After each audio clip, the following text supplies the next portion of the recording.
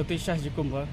अध्यक्ष आश्रमशाळा शिक्षक व शिक्षकेतर कर्मचारी संघटना शिंगोली धाराशिव. ही गेली 1 वर्ष झालं 40 भविष्य निर्वाह निधीचे प्रस्ताव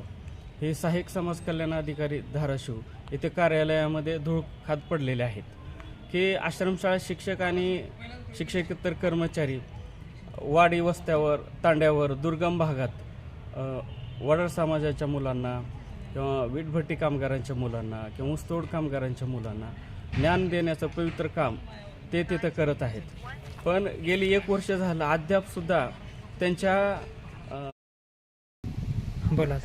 त्यांच्या हक्काचा भविष्य निर्वाह निधी अद्यापही मिळालेला नाही. काही जण 1 वर्ष झालं सेवानिवृत्त झालेले आहेत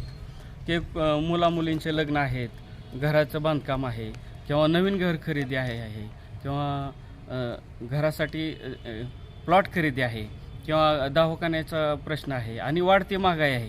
की शासन आणि प्रशासन आणि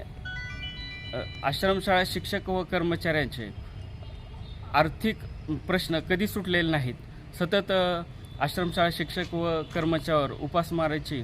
आणि आर्थिक व्यवहारामध्ये फसण्याची किंवा सावकारीकडे जाण्याची सरकार किंवा हे जे प्रशासन हे आश्रमशाळा शिक्षकावर काम लादत आहे. आमची मुख्यमंत्री साहेबांना एवढीच नम्र विनंती आहे की आमचे जे आर्थिक मागणी आहे की आमचा 1 तारखेला पगार झाला पाहिजे आणि भविष्य निर्वाह निधींचे जे प्रस्ताव धुळकात पडलेले आहेत तिथं सहाय्यक आयुक्त समाज कल्याणाला 40 प्रस्ताव जे आमचे पडलेले आहेत ते त्वरित त्यांची मागणी मान्य करावी आणि आम्हाला आमचे प्रश्न सोडवून आम्हाला न्याय मिळवून द्यावा एवढीच आमची मागणी आहे.